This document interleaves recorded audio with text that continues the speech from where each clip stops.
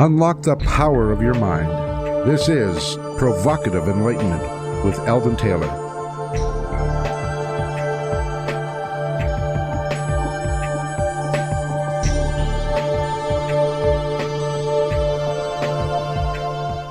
Welcome and thank you for joining us today. The next hour is devoted to learning something more, not just about the world of shoes and ships and sealing wax, as my pretty bride likes me to say, but about how, what, and why we believe as we do. A time for the open-minded and a time for those willing to question what they think they know or what they may believe. Those willing to be uncertain for an hour. I'm Eldon Taylor, and this is Provocative Enlightenment. All right. You're invited to join our chat room by going to provocativeenlightenment.com/chat. Our guest often joins the chat room and answers questions there. They're a great bunch of people, have a great dialogue, and we usually have some video of the guest, so, answering some questions, so you get a real feel, a real look at who they are. My partner Ravinder is here in the studio and monitoring the chat room now. Do join her, and I'll tell you what, you might congratulate her on completing her first marathon. Just a couple of years ago, I can remember starting to run with her, and it was a killer. It was a real killer. So, Rav, how does it feel to accomplish a goal that seemed impossible to you just a couple of years ago? Those first runs were killers, and they were for 1, 2, and 3 minutes. Once we had improved up to the 3 minute, trying to complete that 3 minutes was just dreadful. And now the fact that I can run for 5 hours and more non-stop and just keep going, that's pretty incredible. It feels good. It's a classic example of, one step at a time. In many ways. I can remember the first 12K that we ran, and I thought that was a killer. And then I think 26.2 miles, starting out at 27 degrees. The hills that are involved in that qualifier, and it is a Boston qualifier. Yes. Not that I qualified. Many people think it is the toughest of all the qualifiers because of all those hills. I'm just super, super proud of you. That was a great accomplishment. Congratulations. Thank you.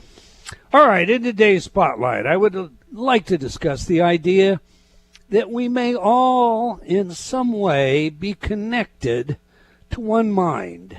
A collective mind, the collective unconscious as suggested by Carl Jung, or perhaps one larger sense of intelligence that exists. You can put your name on it, or you can think of it as just the universe is intelligent and we participate in that intelligence. But moreover, we draw upon it from time to time. Is that possible? Think for a moment about your own experiences. Have you ever had a premonition that came true? Have you ever thought of someone just before that person rang you on the phone? Have you ever felt a gut feeling that warned you, only to discover why the warning just a short time thereafter? Have you ever had a dream that foretold of a future event that seemed to come true? Have the hackles on your neck ever stood up informing you that something was wrong or that danger lurked near? Webster defines a premonition as, quote, a strong feeling that something is about to happen, especially something unpleasant, close quote. In the movie Premonition, Linda Hansen, played by Sandra Bullock, dreams her husband has been killed in an auto accident. When she figures out that this was a premonition, a precognitive sort of experience, she sets out to change the future and prevent the tragedy. How many tales of precognitive dreams have you heard or experienced? In an article titled, Is Precognition Real? Cornell University lab releases powerful new evidence that the human mind can perceive the future, Professor Darrell Bem informs us that time does not flow strictly forward. Bem puts it this way, quote, precognition and premonition are themselves special cases of a more general phenomenon, the anomalous retroactive influence of some future event on an individual's current responses, whether those responses are conscious or non-conscious, cognitive or affective. Close quote. In general, according to a 2002 survey by the U.S. National Science Foundation, 60% of adult Americans agree that some individuals possess psychic powers. Now, most scientists do not agree with this, but that doesn't make it untrue. When I speak to people, most folks have experienced some form of psi, ranging from deja vu to precognition. The real problem for those who reject this possibility as real is that this sort of experience is subjective. So to that end, Professor Bem actually set up an experiment that could be used to replicate his experimental findings. Unfortunately, very mixed results have led to many questions about his initial findings. The methodology appears to be very, very tight, but the replications, well, that's another question. So where are we? Is precognition real or not? I, for one, am convinced precognition, premonitions, and more are real. Why? Because I have repeatedly experienced them myself. Indeed, I have shared many of these stories in my book, What Does That Mean? Those are my faults. My faults. that may be true, too. My thoughts. What are yours, Ravinder? I find the whole subject matter really interesting.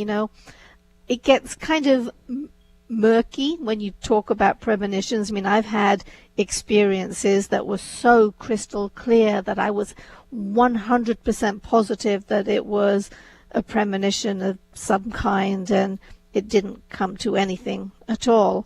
Some of the ones that did come about, they weren't as clear to me. But where I get the bulk of my evidence is from your experiences. You have done some really interesting things in the time that I've been with you, that it's like, no, there's definitely, you have certainly plucked information out of the ether that I had no idea how you managed to do. And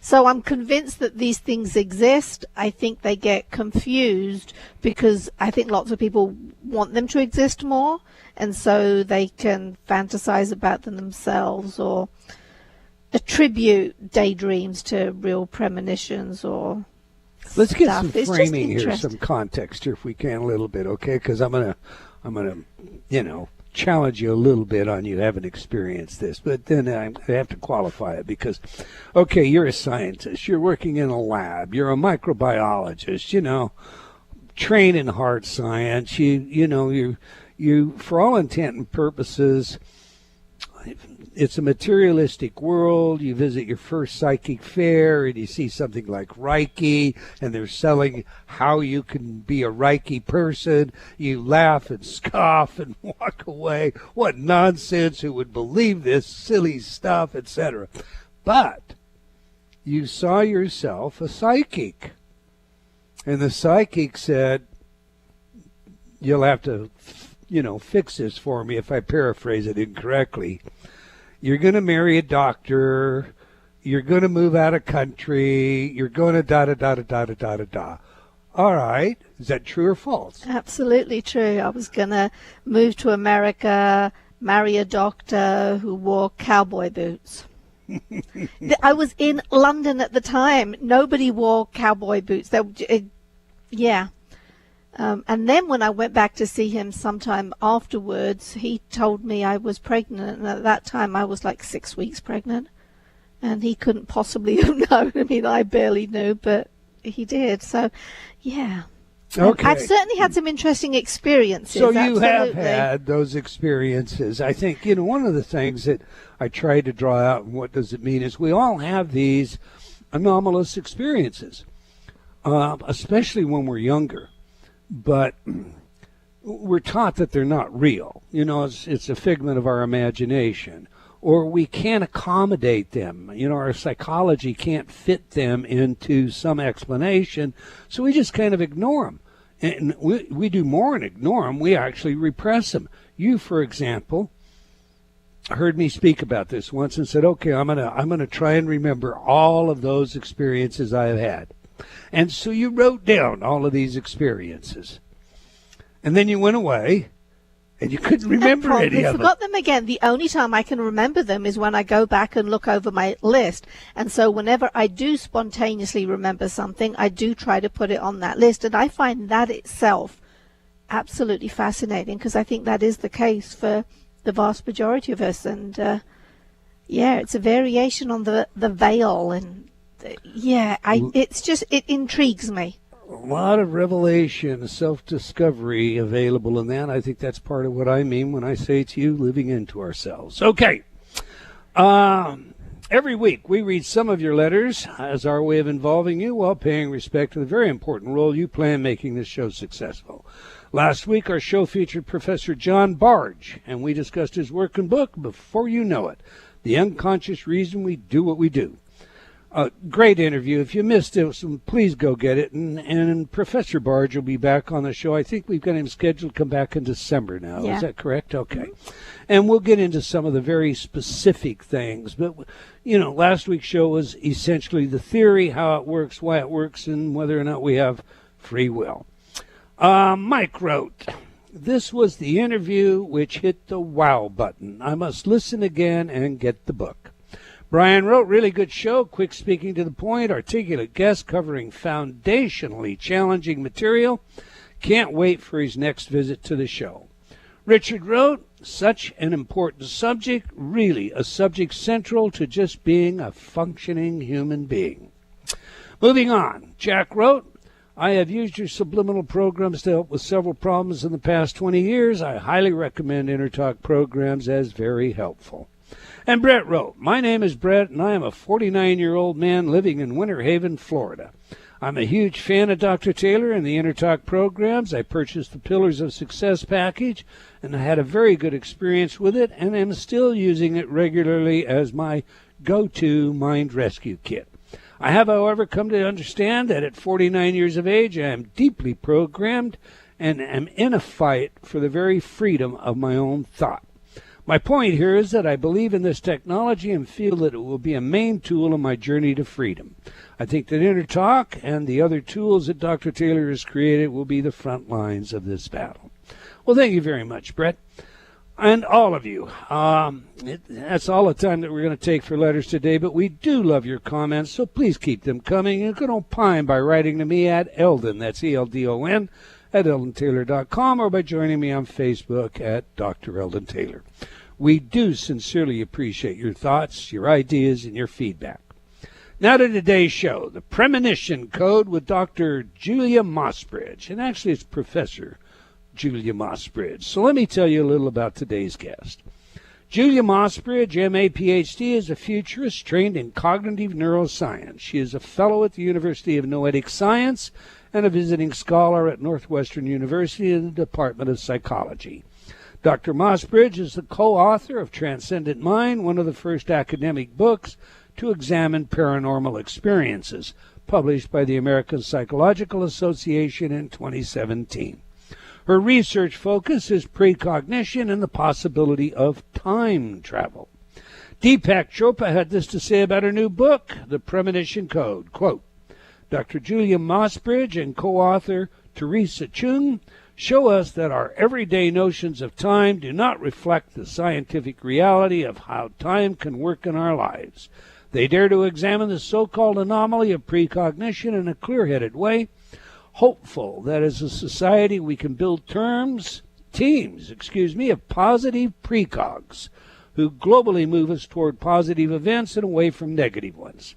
This book is a major contribution in our understanding of reality and the dormant potential for the so-called supernormal that exists within all of us. Read it and discover the power of time within your mind. Close quote.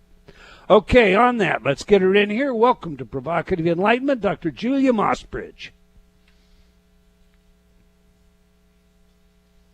Hello, Doctor. Hi, thanks so much for having me on your show. I got to listen to the beginning part, and I'm pretty excited about our overlap of interest. Okay. We like to know three things on this show, Dr. Mossbridge. Who is the messenger? What is the message? And, of course, how do we use it? So to that end, what are you passionate about, and what led you to writing your new book? I'm passionate about love and time and understanding the mechanics of each of them and the relationship between them. That's the first question. What's the second question? That's the most important question. What's the other one? Two-part, your passion and why you wrote your book. Yeah. So I wrote my book because I wanted people to understand that there are different perspectives that are scientifically valid to hold yourself in relationship to time, and that the common experience of precognition or premonition, similar experiences have been validated in the laboratory, and that if you can understand yourself in relationship to time in a different way, it could actually provide really positive life changes. Okay. The term psi, PSI, denotes anomalous processes of information or energy transfer that are currently unexplained, at least in terms of, are known, and I'll put that known in quotation marks, physical or biological mechanisms. Now, you correct me if I'm wrong, but there's really two variants of psi. We have a conscious cognitive awareness, which we think of as precognition, and then we have affective apprehension, which we think of as a premonition. An inferential process, if you would. I'd like to correct you because you're wrong. Sorry, but you invited that. So there's actually multiple types of psi. They're not all precognition. The two that you discussed were forms of precognition. But in fact, telepathy, clairvoyance, psychokinesis, and... Oh, no, I know that. But I mean with specific, as we're discussing the idea of a premonition. I'm trying to, if you will, I'm trying to demarcate the difference between precognition and premonition. One being conscious, the other being affective. So you heard today's spotlight, Dr. Moss. So I disagree. I guess what I'm saying is I disagree with the demarcation. Oh, okay. Well, please. So you can be conscious of a premonition, and you could be unconscious of a premonition. It could feel like a compulsion to do something, and you don't know why. Or you could consciously feel, I have a premonition that there's going to be a fire, or I have a premonition I'm going to win the lottery. It could be positive or negative.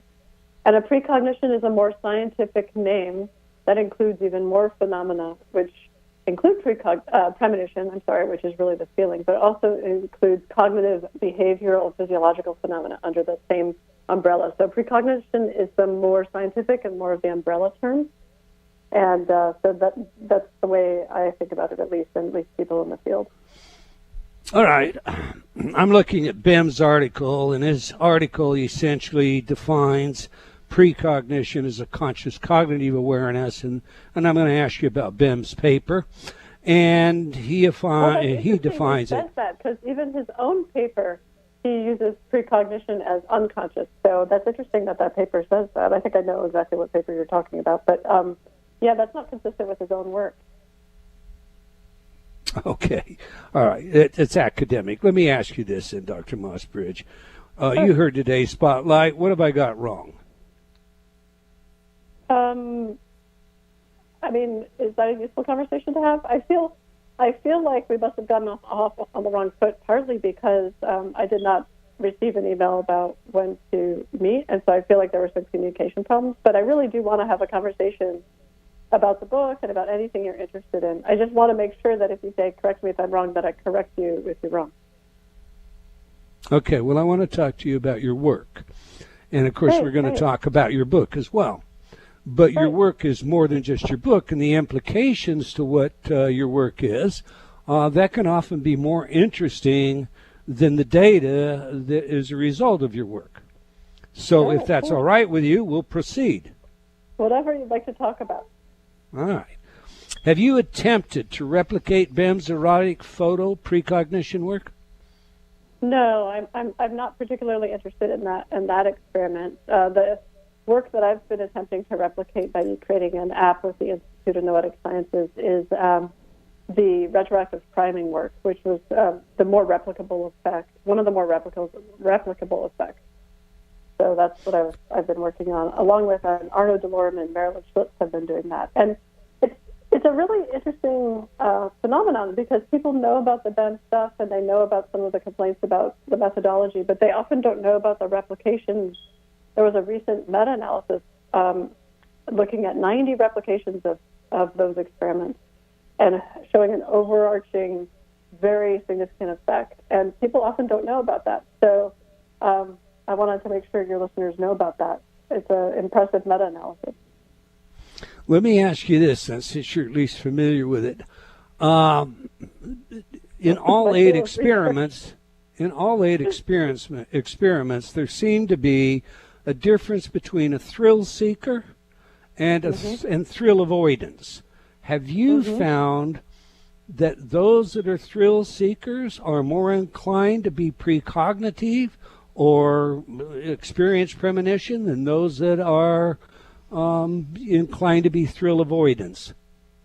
No, I haven't done that. That's Daryl Ben's work, so that's not the work that I've done. But I can tell you from the research that I did for the book, Premonition Code, that the most replicable effects in terms of personality types for precognition there are three of them. And one of them I think you'd be really interested in because of your interest in inner talk. So the three of them are extroversion. So people who are more extroverted tend to have better precognitive skill in the laboratory. Openness to experience. So people who are more willing to try new things that are reasonable have better precognition in the laboratory on average. And the third one is the one I think you might be most interested in, which is belief in precognition. People who actually believe that it's something that is not a coincidence and that occurs at a rate above chance perform better on laboratory tests of precognition. So that speaks to me of the inner talk stuff. All right. For me, as I read your book and I looked at that, I saw some correlation, but that's very interesting. What's your thought, Doctor, on the implication that time is not what we think it is? I mean, moving forward, that is in some linear fashion. Yeah, I mean, I think one of the major implications of precognition work and also the recent work in quantum mechanics on retrocausality are pushing effects into the past as a result of causes in the future. Both of those lines of research seem to indicate that time isn't what we think it is. Even if, back in 1905 with Einstein's special theory of relativity, even if that didn't convince you that time isn't what we think it is, certainly the more recent retrocausality and precognition work indicate that our sort of folk wisdom about time, that events move from past to present to future, and our experience of them flows from sort of the present moment, memories of the past, and not being able to truly predict the future, that is sort of our folk wisdom, but it's not accurate. I tend to liken it to how long it took physicists and others to recognize that there was more to the electromagnetic spectrum than just the visible light area of the spectrum. Sure. So when that was discovered, it became clear that our perceptual skills were limited by our perceptual organs. So just because our eyes could only see a certain portion of the electromagnetic spectrum, we decided that that's all that existed, and we had to convince ourselves otherwise. And I think the same thing can be said, in 50 years or so, or maybe 10 years, when we look back on this period where it took a while to convince people, just because you think time is moving in this way, that's because of your perceptual organs, essentially, and the way that our brains are working, but not necessarily because that's actually how time works. So think of this in terms of something that's a little more speculative and philosophical. Okay. If we can have premonitions and precognition is real, and your book is very convincing that they are real, then does that mean that there's some form of predestination, foreordination, our world is predetermined? Yeah, that's the question. That is the number one question, right? So there's so many ways in which precognition could be real, could be a real effect, and the world doesn't have to be predetermined. The events don't have to be predetermined. And one way would be if what we're sensing with precognition is probabilities of an event rather than the event itself. And another way would be if the world isn't predetermined at all, and what we're doing is sending back information from our future selves into the past. So it's completely open, but we're essentially reading our future mind of what does happen. So those are two sort of strange but interesting examples of what could be going on. It's very difficult to test, although there's some evidence that the version where you're looking at probabilities might be what's happening, and that's based on Dean Radin's work and some other folks' work, Dick Bierman's work, related to experiments in which they set up a probability of a particular event and then they change it at the last second after either the physiological measure has been taken or after the behavioral measure has been taken. And then you can get into all sorts of arguments because people have been able to predict the change of the probability. And so it's really an open question right now, and I think it's a really interesting one. But I can tell you that psychologically, people do much better when they don't feel that the future is set in stone. People do much better psychologically when they feel that they have free will and that they can change and influence future events. And so that's what I tend to think is the right way to talk about it until we know anything scientifically that tells us anything otherwise. Okay. Yeah, and I should take a break right this minute, but I want to tie this together so we're not separated by a break. And I know you know this.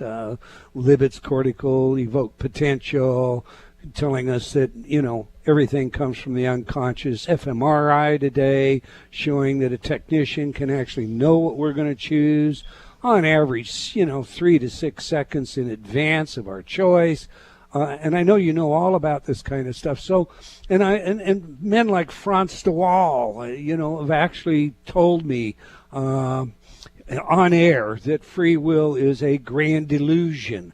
We have this element of precognition and predestination, and then we have this correspondence with perhaps the absence of free will or the illusion of free will, and I argue against that. I think, there's an underlying program that we actually rely on and we don't think enough, but we can't choose to do differently.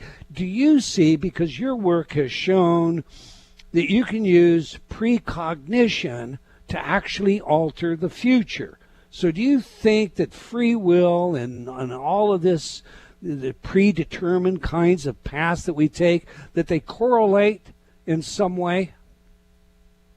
Okay, well, that's a big question. We probably should approach it after the break, but if we have another minute, I'd just like to say a thing or two, if that's okay. Yes, we'll take the time. Okay. So first of all, I haven't yet shown that you can. I don't think it's possible right now to show that you can change a future event based in response to precognition, because the word change suggests that it was one way and that you've made it another. But what I could say is that there's some evidence that you could influence a future event. It's a tricky difference, and I know it sounds silly, but it really is a difference between influencing something. Doesn't necessarily mean that there was going to be another way. It just means that your efforts have made a. It kind of means the same thing. God,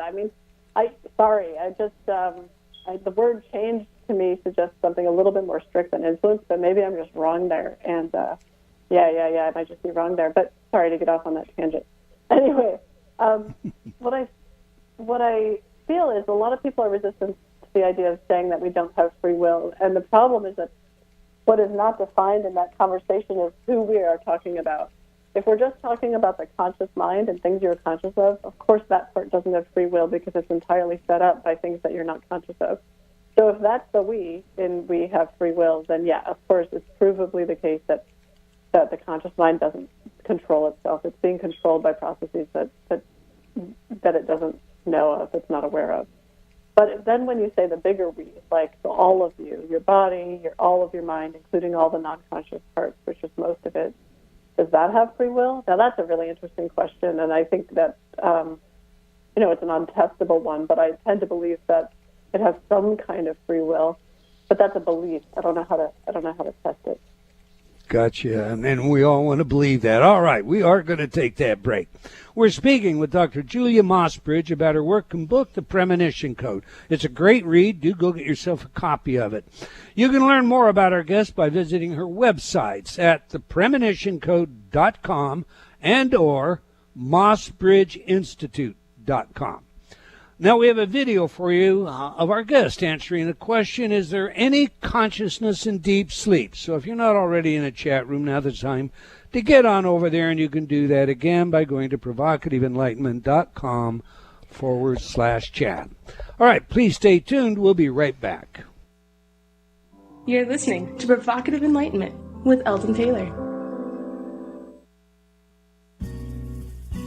Change has never been easier. Whether you wish to lose weight, stop smoking, build better relationships, become creative, enjoy ultra prosperity, or simply relax and promote self-healing, InnerTalk has been repeatedly demonstrated effective in the most rigorous of scientific studies.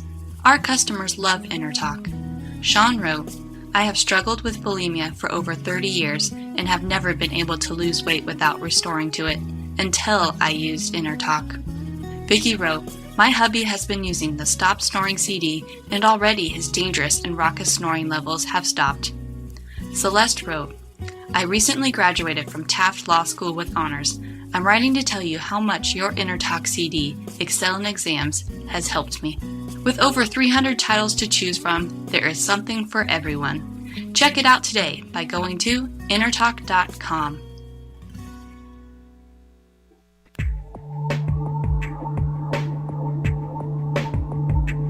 Unlock the power of your mind. This is Provocative Enlightenment with Eldon Taylor.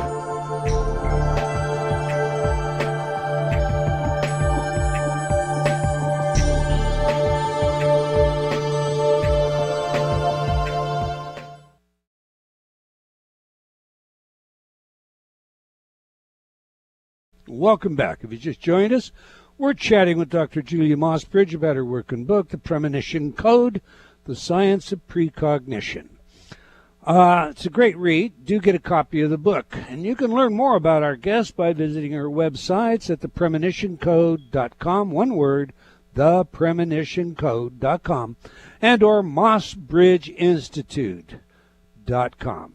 All right, every week we ask our guests for their favorite music that has some real meaning to them. As you know by now, music psychology is an avocation of mine, and it's a field of research with practical relevance in many areas, including intelligence, creativity, personality, and social behavior. All right, Doctor, your chosen music is Living with a Dreaming Body by Poi Dog Pondering. So share with our audience, if you will, why this music is so special to you and how it informs us about who you are. Well, thanks for asking. You're the only host who has asked what my favorite song is. I loved hearing it. Living with the Dreaming Body, I love all the different voices. I love the celebration of it. I love the flute or piccolo, or I guess that might be recorder on it. But also I love the lyric that we're all essentially living with the dreaming body. And dreams have become so important to me in my work and in my life experience, but also that kind of dream, like at night, but also the kind of dream of, maybe it's the case that our daily experience really is very dreamlike. So much of what we receive from the outside world is actually fabricated, and we have very little modulation of our conscious experience by reality. So it kind of reflects that as well. Cool. All right, let me just pick up from where we left off. I've got one more question, if I may, before we get right into your book. Can one infer that if you have some precognitive awareness, if you're alert to this, that you might be able to influence the future? And if not, well, then you're just kind of what? SOL? Yeah, so one of the things we talk about in the book is what we call the positive precog time worldview. Positive precog is something like, I don't know if you've seen Minority Report, but they call these people who float in vats of goo precogs.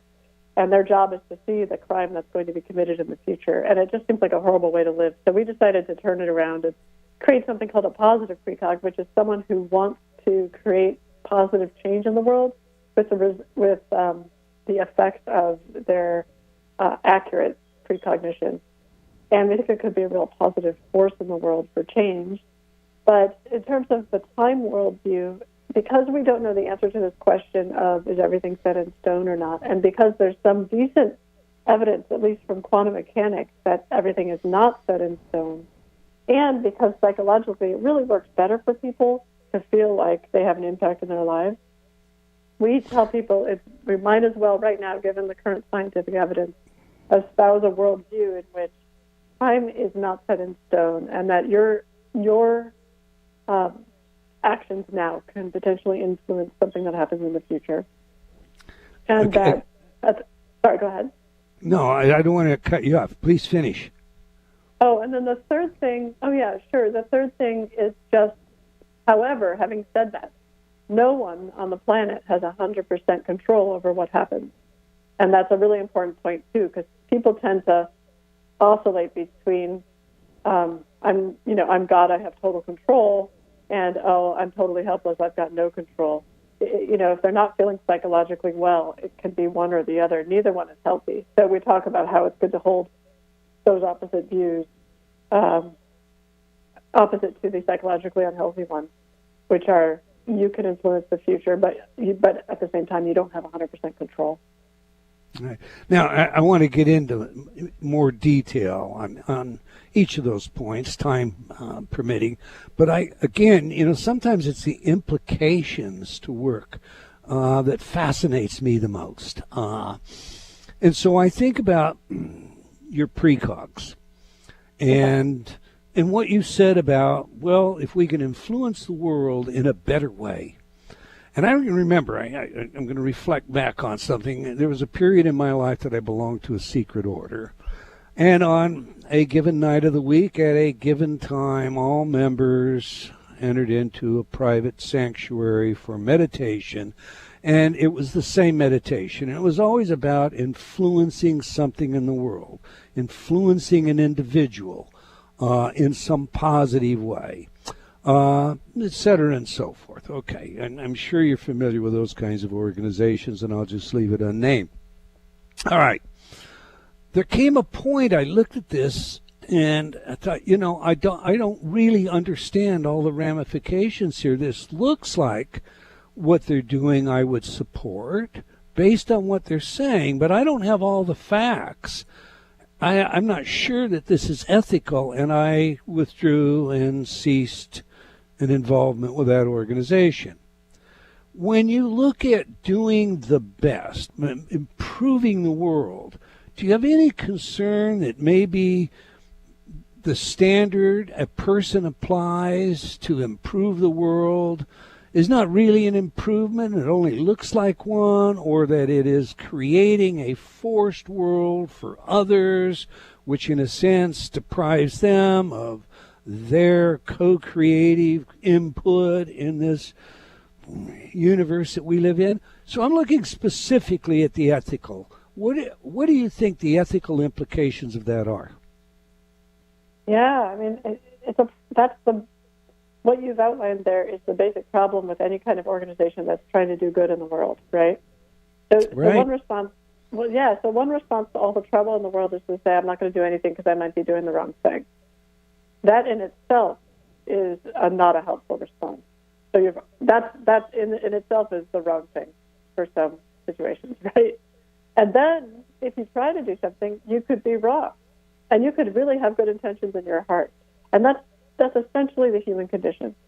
So to me, precognition is no different than any other skill. Learning to read, learning how to change politicians' minds, writing stories or movies that influence people's thinking. All of those skills have great responsibility with them and require some kind of assessment of your own ethics and getting clear about what you're wanting to create in the world and being transparent about that with other people. And if other people don't agree, then maybe they'll do something else that opposes that, and that's where we get our political parties. So it seems to me the best you can do is be honest about what are the changes you'd like to make in the world and then pursue those changes. One of the means is through precognition or influencing remotely, although I think precognition is more of a receptive or perceptual skill rather than an influencing skill. But it can certainly give us information about things we might want to avoid, like terrorist attacks, or it's difficult to argue that it's a good idea for people to die in terrorist attacks. So if you have people who are skilled at getting precognitive information about the location and timing of terrorist attacks, it seems that it would be a good bet that many people would think, that's not a bad use of precognition. Other things are, of course, sketchier. certain people want to use precognition for corporate espionage.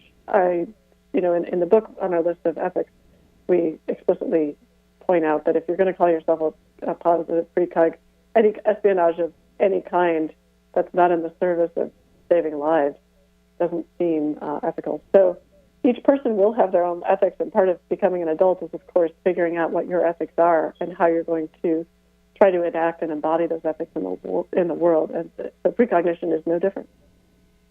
I totally agree with you. To do nothing is doing something. But I do think, as opposed to follow a group think, we really need to do our individual homework in this day and age. There's too much disinformation, misinformation out there about what goes on. Before 9/11, many people reported dreaming about the collisions with the towers. That sort of precognitive dream, well, first, are you familiar with that? And then second, having that knowledge, if that had occurred, what would you say is the appropriate responsibility for those individuals to have taken regarding that pre-information? Yeah, so a lot of that information, so yes, I'm familiar with that. I've read the studies of that.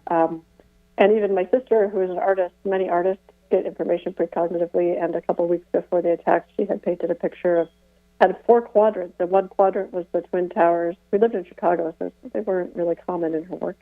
One quadrant were 2 men in a turban. One quadrant was 2 airplanes bursting into flame, and another quadrant was a dollar sign. And she said when she drew it, she had no idea. She just said, here's some art that came out of me. But of course, several weeks later, it became clear. And there are many people who have these impressions, and that brings up something really important, which is that I don't know anyone who told a story that said, yes, 3 weeks or 2 weeks or one day or, the night before the event, I dreamed that, or I had the knowledge that the Twin Towers were going to be bombed by airplanes, and that, and I wanted to tell everyone to get out of here. They're all sort of more vague feelings or bad omen type situations, and so that's part of the problem, is when we don't bring together and utilize the technology that we have right now for bringing together different people's impressions. If we don't utilize that for preventing events like this, then we're throwing away a natural resource that I think we have. I mean, imagine if we had a national database for, look, you have a bad feeling, and all of a sudden it started booming with, wow, everyone in New York City near the Twin Towers is having these bad feelings, something's going on. That'd be a very different story. If we could scientifically assess each of those feelings, and you could imagine weighting people's reports according to their past performance. If someone consistently is having bad feelings, but they're paranoid thoughts and they don't seem to link to anything, you would throw them out of the system. And if someone was consistently correct, you would weight their reports at a higher level. It's not that hard to imagine how to do this. It's kind of silly that we're not doing it. All right, so you've thought of it. You have an institute. Are you building a national database? Well, yeah, so the first step is to train people about precognition, that it's a common experience. It's a normal experience, but it could be used for good. There's nothing really negative about it per se. And then we have this website, the premonitioncode.com, that actually has a training area where people can train themselves with a random number generator to predict a picture. And that's not the same as predicting a world event like 9/11, but the point is, for the people who are fairly gifted, then we can go ahead and potentially identify who they are and contact them to ask if they would like to be part of such a thing. I look forward to the time that you actually have that kind of database, or the world has that kind of database, because I think it'd make a real difference. This is a bit of a change of subjects, but I have to ask, simply because I was involved in law enforcement for many, many years, supervising investigations, running lie detection examinations. That's how I used my education. And that's really cool. On more than one, pardon? That's really cool. That's really interesting work. Okay. On more than one occasion, I used a psychic And I can remember one instance where we had a disappearance. This fellow's pickup truck was under an old bridge, and the window was shot out. There was some blood spatter, and he was nowhere around. And I took a psychic out there, and the psychic described a sawed-off shotgun, a car and a plate, and two brothers. And within a couple of hours, we had the sawed-off shotgun, the two brothers, the car. They had been under the bridge, but they weren't involved in this particular crime. Nevertheless, I went away knowing that she saw something, and it led exactly to what she saw. I think she had 3 or 4 numbers of the plate. They were brothers. They did have an illegal sawed-off shotgun. Anyway, you work with law enforcement. Mm-hmm. How does a premonition or a precognition, what was your role? How did you interface with law enforcement? Well, I have, since I was a child, I've had precognitive dreams that are fairly detailed, and I've kept a dream journal. And a couple of years ago, I dreamed in detail about a terrorist attack in Kuwait City during the noontime prayers. And in my dream, it was all shown to me. It's very rare to have a dream where it showed to you, and in fact, the letters of the date were shown to me in the dream. So it was laid out for me. The only thing that wasn't clear was the exact location, which, by the way, makes it completely useless. Because I'm like, great, a terrorist attack at some mosque at the noontime prayers on this date, and I don't know what the location is. So what do you do with that? Again, if we had a database, if someone else had a dream that just had a location and an attack but didn't have the date, then maybe we could put them together, right? But in any case, there was nothing I could do, and I felt really helpless. And I told myself that if I had another dream like that, I would contact authorities. And I did have another dream like that. So I contacted a friend who was in the Navy, and I said, what do I do? How am I actually going to reach people who will take me seriously? And he said, well, you got a PhD and you study this stuff. They might take you seriously. Let me hook you up with someone. And not naming any particular agency, but they hooked me up with an agency, with a guy, a special agent at an agency. And we've been working together on and off ever since. And at first it was all dreams. And I had the weird experience of actually dreaming I was in his body, and I told him about his army and things like that. And then that got too weird and also too useless, right? Like I would see things that he already knew about because it was as if I was looking through his eyes. But he doesn't need more information about what he experiences. He already knows that. So we changed it up. And instead I started doing what I call controlled precognition, which is what we teach in the book and on the website, which is where you sit down and you say, now I'm going to try to get information about any question that's associated with this 8-digit number. And so he would write down an 8-digit number, and then he would put a question next to it on a piece of paper, but he wouldn't tell me the question. He would just send me the number. And then it's much easier. It's really ironic, but it's much easier to get information that's accurate when you don't know the question, because when you know the question, your conscious mind starts analyzing things and saying, oh, it could be this, it could be this. If you don't know the question, all you've got is the information that comes in. So that's how I've been working with them. Yeah. That's all right. We're running short of time, and I've got 2 really important questions. I would normally separate them, but I'm going to throw them to you at the same time for the benefit of our audience. First one, you can improve your psychic ability, your precognitive premonition ability when I read your book, and our audience should be able to learn how to do that. You explain. Second, you can make money in the market, and you've made quite a bit in the market utilizing this tool. Flesh that out for us, if you will, in 1 minute or less.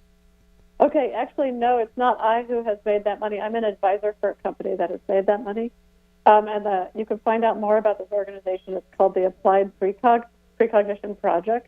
Marty Rosenblatt's project made that money, and then using precognition. And what you do is you ask people who are skilled to predict what picture they'll see tomorrow. And the picture they see tomorrow is based on the direction of the market. So if the market goes up, they see one picture. If the market goes down, they see another picture.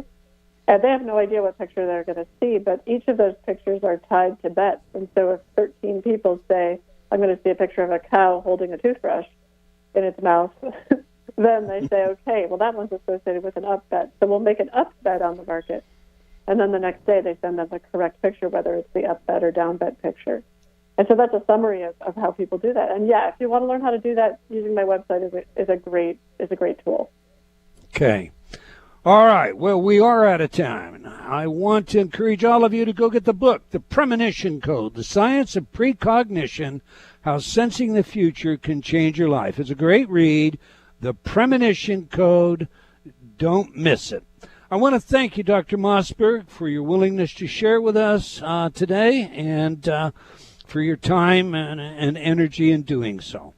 We've come to the end of another episode of Provocative Enlightenment. I want to thank all of you for joining us today. I hope you'll join us again next week, same time, same place. Until then, remember, believing in yourself always matters. Provocative Enlightenment has been brought to you by Progressive Awareness Research and other sponsors. Provocative Enlightenment is a syndicated show and appears on other networks. For a schedule of show times, visit provocativeenlightenment.com. If you're interested in becoming a sponsor, write to Eldon at eldontaylor.com.